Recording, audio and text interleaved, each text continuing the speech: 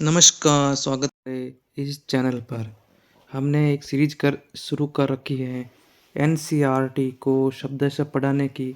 उस सीरीज को आगे बढ़ाते हुए हम एक नया टॉपिक, एक नया अध्याय लेके आए हैं जिसका नाम है रोजगार, समृद्धि, अनौपचारिकरण अनौपचारिकरण एवं अन्य मुद्दे।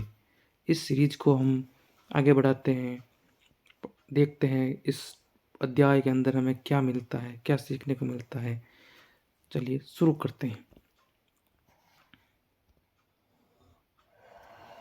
इस अध्याय को पढ़ने के बाद आप, जैसा कि हम हर बार पढ़ते हैं, एनसीईआरटी में भी ऐसा ही स्पष्ट वर्णन किया गया कि इस अध्याय का नाम आते ही पहले हमें गोल्स दे दिए जाते हैं।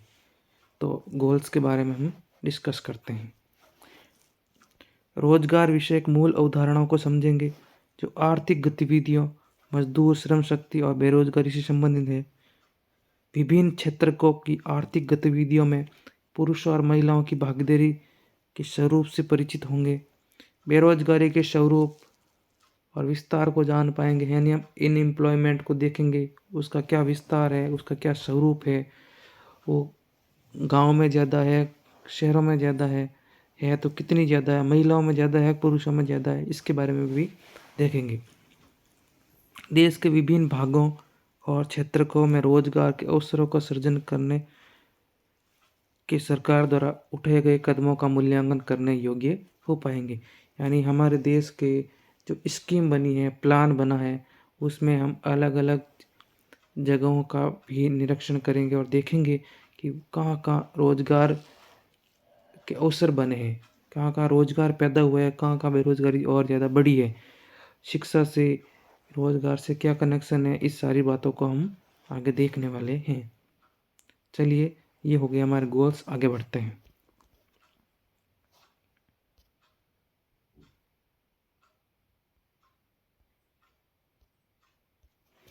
श्रमिक और रोजगार। अब रोजगार क्या है और श्रमिक क्या है, ये अभी हम देखते हैं। रोजगार क्या है? श्रमिक कौन होता है? जब एक किसान खेतों में काम करता है तो वो खाद्यान्न और उद्योगों के लिए कच्चे माल का उत्पादन करता है, और कपास ही कपड़े के कारखानों और विद्युत करघों में कपड़े का रूप धारण कर लेता है। गाड़ियाँ सामान को एक स्थान से दूसरे स्थान तक पहुंचाती है। देखो भाई, किसान खेती करता है, मान लो कपास बनाता है, और कपास फैक्ट्री में जाते ही कपड़ा बन जाता है, यानी उसका मॉडिफिकेशन हो जाता है, उसका वैल्यू ऐड हो जाती है। गाड़ियाँ सामान एक स्थान से दूसरे स्थान पर पहुंचाती है। हम जानते हैं किसी देश में एक वर्ष में उत्पादित सभी वस्तुओं और सेवाओं का कुल मौद्रिक मूल्य इसका सकल घरेलू उत्पाद कहलाता है। यानी एक देश के अंदर बनने वाली सभी चीज़ों की लास्ट अंतिम मूल्य, चाहे वो सेवा हो चाहे वस्तु हो, उसको हम जीडीपी कहते हैं। यानी जीडीपी किसे कहेंगे, हमें पहले भी एक बार बताया था, अभी और बता देते हैं। एक देश के अंदर, एक वर्ष के अंदर, देश की सीमाओं के अंदर, एक वर्ष के अंदर अंतिम वस्तुओं और सेवाओं का मूल्य ही जीडीपी कहलाता है।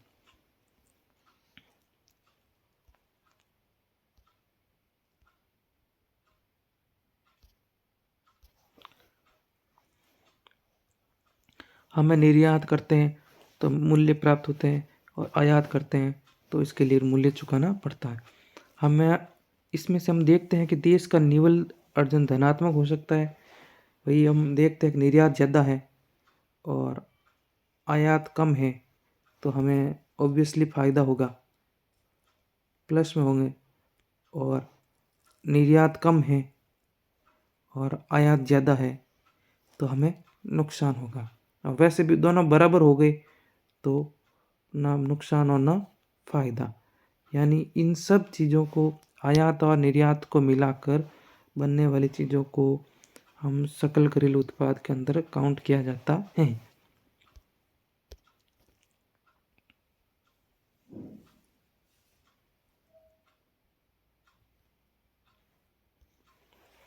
अब श्रमिक किसे कहते हैं?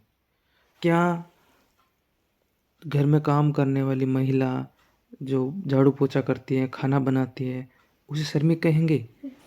उसे श्रमिक अभी अर्थशास्त्र के अकॉर्डिंग श्रमिक नहीं कहा जाता। वो सिर्फ अनार्थिक क्रिया है, यानी जिसे पैसे प्राप्त नहीं हो रहे, घर में काम करने वालों को पैसा नहीं दिया जाता, इसको आर्थिक क्रियाओं के अंदर श्रमिक नहीं कहा जाता।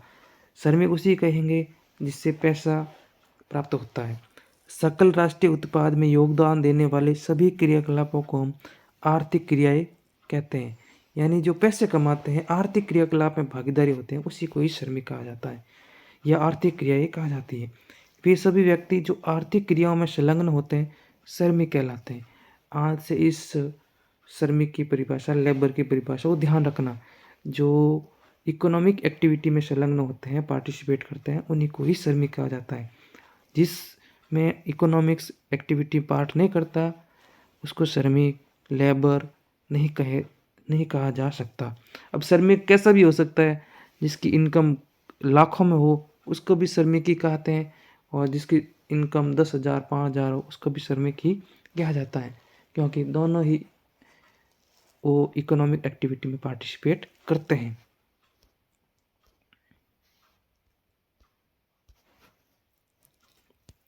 यदि इनमें से कुछ लोग बीमारी, जख्म होने आदि शारीरिक कष्टों, खराब मौसम, तैयार या सामाजिक धार्मिक उत्सवों के कारण अस्थायी रूप से काम पर नहीं आ पाते तो उन्हें श्रमिक ही माना जाएगा। यानी कुछ दिन के लिए, कोई होली दीपावली हो गया, कोई तैयार हो गया, कोई बीमारी हो गई, कोई घर में काम हो गया, शादी ब्याह हो गया, तो वो नहीं आ पाता है ना काम पर, लेकिन वो कुछ दिन के लिए नहीं आ पाता, तो ऐसा नहीं है कि उसको श्रमिक नहीं कहा जाएगा, उसको भी श्रमिक ही कहा जाएगा, क्योंकि वो कुछ टाइम के लिए ही गया है, लंबे टाइम के लिए नहीं गया। इन कामों में लगे मुख्य श्रमिकों की सहायता करने वाले को भी हम श्रमिक ही कहेंगे। यानी असिस्टेंट होते हैं ना, कि कोई अच्छा मिस्त्री है, उसके पास में जो उसको असिस्ट करते हैं उनको भी श्रमिक ही कहेंगे। आमतौर पर हम ऐसा सोचते हैं कि जिन्हें काम के बदले नियोक्ता द्वारा कुछ भुगतान किया जाता है उन्हें श्रमिक कहा जाता है, कि भाई काम के बदले जो पेमेंट मिलता है उसी को ही श्रमिक कहा जाता है, लेकिन ऐसा नहीं है। जो व्यक्ति स्वनियोजित होते हैं वे भी श्रमिक ही होते हैं, यानी जो अपने खुद के द्वारा काम करते हैं उनको भी श्रमिक ही कहा ही जाता है। भारत में रोजगार की प्रकृति बहुमुखी है। कुछ लोगों को वर्ष भर रोजगार प्राप्त होता है, तो कुछ लोग वर्ष में कुछ ही महीने में रोजगार पाते हैं। जैसे किसान होते हैं तो कई कई खेतों में वो बारिश के मौसम की बरसात पर ही डिपेंड करते हैं, और उसी से वो खेती करते हैं। तो वो 4 महीने खेती करते, 8 महीने बैठ रहते हैं। कहीं कहीं 2 फसलें हो जाती है तो 8 महीने खेती करते हैं, 4 महीने बैठ रहते हैं। और कुछ कुछ लोगों को साल भर रोजगार प्राप्त होता है। तो रोजगार की प्रकृति भी अलग अलग टाइप की है भारत में। अधिकांश मजदूरों को अपने कार्य की उचित मजदूरी नहीं मिल पाती। वैसे श्रमिक की संख्या का अनुमान लगाते समय जितने भी व्यक्ति आर्थिक कार्य में लगे हैं उन सबको रोजगार में लगे श्रमिकों की श्रेणी में शामिल किया जाता है। आप विभिन्न आर्थिक क्रियाओं में लगे व्यक्तियों की संख्या जानने को उत्सुक होंगे। वर्ष 2011-12 में भारत की कुल श्रमिक शक्ति का आकार लगभग, देख लो भाई, वर्ष 2011-12 का आंकड़ा है जिसमें भारत की कुल श्रमिक 473 मिलियन आंका गया है। यानी भारत में उस टाइम कितने श्रमिक थे? 473 मिलियन। ये काफ़ी देशों की पूरी आबादी से ज़्यादा है, क्योंकि देश का अधिकांश लोग ग्रामीण क्षेत्रों में निवास करते हैं, इसलिए ग्रामीण श्रम बल का अनुपात भी शहरी श्रम बल के अपेक्षा कहीं अधिक है।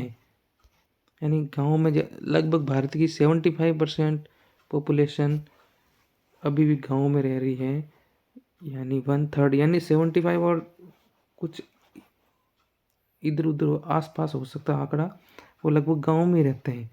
और भारत में गाँवों में श्रम शक्ति की क्या स्थिति है वो किसी से छुपी हुई है नहीं। भारत में श्रम शक्ति में पुरुषों की बहुलता है, यानी औरतों को कहा जाता है कि तुम घर में ही झाड़ू पोछा खाना वाना बनाओ, तो मैं घर में ही बस सही हूँ, बाहर काम करने की ज़रूरत नहीं है। तो फिर ऐसा कहेंगे तो फिर उसमें इकोनॉमिक एक्टिविटी में पार्टिसिपेट करने वाले महिलाओं का प्रतिशत भी ऑब्वियसली कम ही होगा। तो 70% तो लोग बाहर काम इकोनॉमिक एक्टिविटी में पार्टिसिपेट करते हैं और बाकी 30% महिलाएं भी इसमें पार्टिसिपेट करती होनी चाहिए। लगभग 50% महिलाएं हो और 50% ही पुरुष हो, तभी देश आगे बढ़ेगा। लेकिन नहीं, ऐसा नहीं है। हमारी मर्यादा है, परंपरा है, तो उसके अकॉर्डिंग वो चलती है।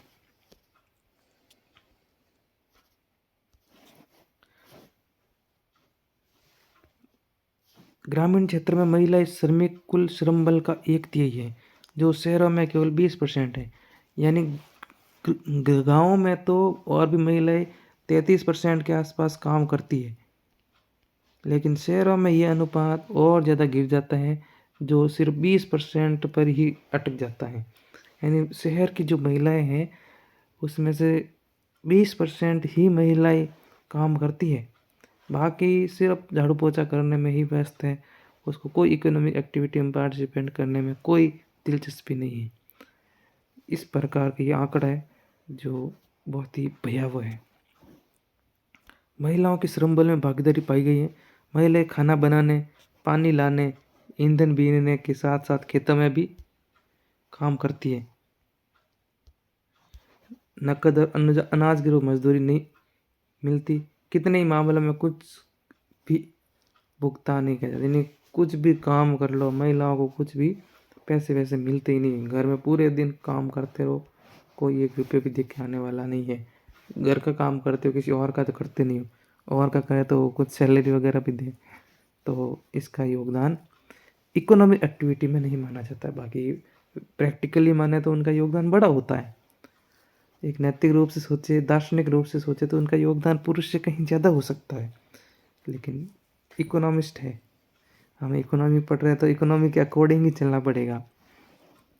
इसी कारण इन महिलाओं को श्रमिक वर्ग में शामिल नहीं किया जाता। अर्थशास्त्रियों का आग्रह है कि इन महिलाओं को भी श्रमिक ही माना जाना चाहिए। अर्थशास्त्री चाहते हैं कि इन जो घर में झाड़ू पोछा करती है, पूरे दिन हत्या करती है, उनको भी श्रमिक ही माना जाना चाहिए। क्योंकि हत्या करते हैं तो उनका भी दिमाग खर्च होता है, उनकी एनर्जी खर्च होती है, तो इनको भी श्रमिक ही माना जाना चाहिए।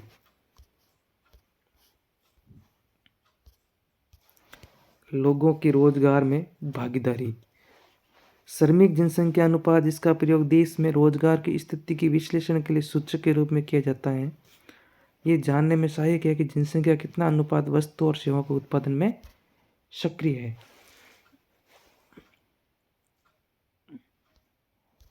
यदि ये अनुपात अधिक है तो इसका तात्पर्य एक जनता का काम में भागीदारी अधिक है। यदि अनुपात मध्यम या कम हो तो इसका अर्थ होगा कि देश की जनसंख्या का बहुत अधिक अनुपात अप्रत्यक्ष रूप से आर्थिक क्रियाओं में संलग्न नहीं है। यानी देश का कितना % लोग काम में लगे हुए। यदि ये अनुपात ज़्यादा है तो ऑब्वियसली लोग ज़्यादा काम में सक्रिय है, और ये अनुपात कम है तो कम है, मध्यम है तो मध्यम है। आपने जनसंख्या शब्द का अर्थ तो पिछली कक्षा में पढ़ लिया होगा। जनसंख्या शब्द का अभिप्राय किसी क्षेत्र विशेष में किसी समय विशेष पर रह रहे व्यक्तियों की कुल संख्या से है। यदि भारत में श्रमिक जनसंख्या किसे कहेंगे? जनसंख्या एक टाइम पीरियड के अंदर उस एरिया के अंदर रहने वाले लोगों की संख्या को जनसंख्या कहा जाता है। ऐसा नहीं है कि कहीं बाहर चले गए, कहीं दूसरी जगह नाम चल रहा है, इसको हम जनसंख्या नहीं कहेंगे। यानी एक एरिया के अंदर एक टाइम पीरियड के अंदर रहने वाले लोगों को ही जनसंख्या कहा जाता है। जो अभी होने वाली है नई जनगणना, अभी जो स्टार्ट हो रही है 2026 के अंदर, ये इस जनसंख्या को समझना एक आसान तरीका है।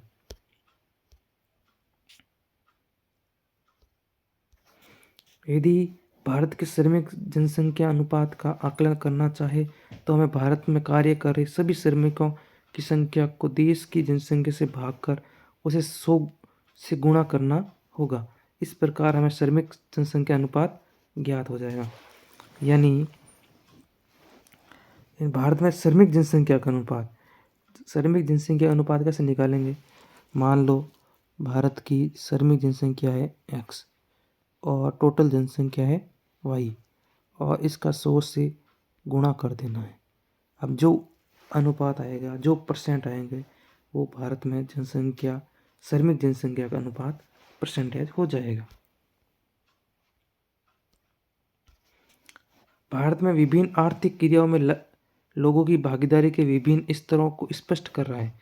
भारत में प्रत्येक 100 व्यक्तियों में से लगभग 39 श्रमिक हैं। भारत की 100 व्यक्तियों में से 39 तो लेबर हैं। शहरी क्षेत्रों में ये अनुपात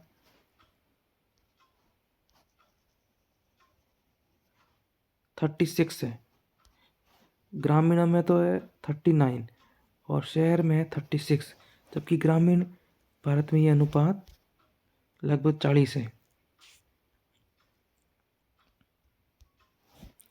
ऐसा अंतर क्यों है? ग्रामीण क्षेत्रों में उच्च आय के अवसर सीमित हैं। हाई इनकम वाले सोर्स या अपॉर्चुनिटी बहुत कम है। इसी कारण रोजगार बाजार में उनकी भागीदारी अधिक है। अधिकांश व्यक्ति स्कूल, महाविद्यालय या किसी प्रशिक्षण संस्थान में नहीं जा पाते, इसलिए कुछ जाते भी हैं तो बीच में ही छोड़कर श्रम शक्ति में शामिल हो जाते हैं। अब ग्रामीण क्षेत्रों में श्रम शक्ति क्यों अधिक है, इसका तो हमें समझ में आ गया कि भारत में ग्रामीण क्षेत्रों में पढ़ाई या इसके लेवल पे कुछ ढंग का काम हो नहीं रहा, तो वो कुछ हो रहा है तो वो बीच में पढ़ाई छोड़ देते हैं, और नहीं हो रहा है तो वो टाइम से काम करना शुरू कर देते हैं। इसलिए श्रम की संख्या ग्रामीणों में अधिक है। और इसके विपरीत शहरों में अभी सुविधा ये डेवलप हो रही है, स्कूल कॉलेज बन रही है, तो युवा मेहनत करते हैं, पढ़ाई करते हैं, स्किल डेवलपमेंट करते हैं, तो वो लेट टाइम तक स्कूल कॉलेज में रहते हैं। और फिर अभी व्यवस्था ऐसी है, नई नई शुरू हो रही है, कॉलेज व्यवस्था बन रही है, तो वहाँ इतने स्किल डेवलपमेंट होता ही नहीं, कॉलेज से निकलते उनको रोज़गार मिल जाता है। तो इस कारण से शहरों की जो लेबर में योगदान है वो 36 है और गाँव में 39 है। शहरी क्षेत्र में एक बड़ा भाग विभिन्न शैक्षिक संस्थाओं में अध्ययन कर सकने में सक्षम है। शहरी जन समुदाय को रोजगार के भी विविधपूर्ण अवसर सुलभ हो जाते हैं। वे अपनी शिक्षा और योग्यता के अनुरूप रोजगार की तलाश में रहते हैं, किंतु ग्रामीण क्षेत्र के लोग घर पर ही नहीं बैठ सकते क्योंकि उनकी आर्थिक दशा उन्हें ऐसा करने नहीं देती। यानी ग्रामीण क्षेत्र में आर्थिक स्थिति काफ़ी लोगों की खराब रहती है, इसलिए वो ज़्यादा पढ़ा नहीं पाते।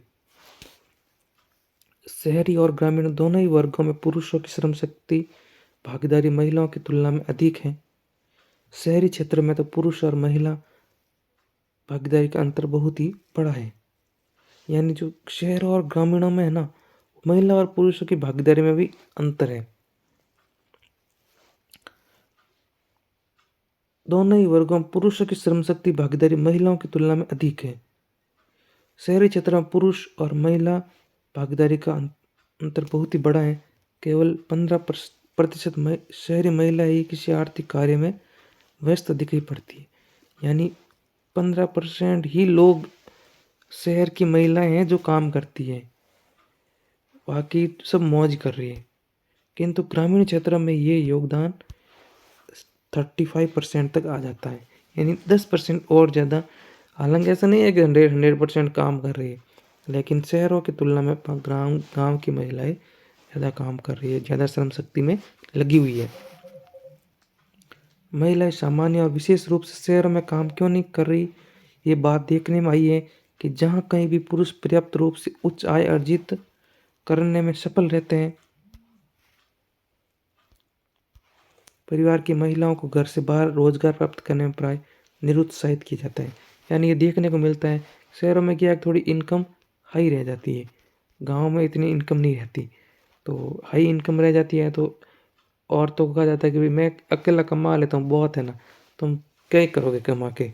और गांव में इनकम कम है तो भाई क्या है, इतने से चलेगा नहीं, तुम भी काम करो और हम भी काम करते हैं।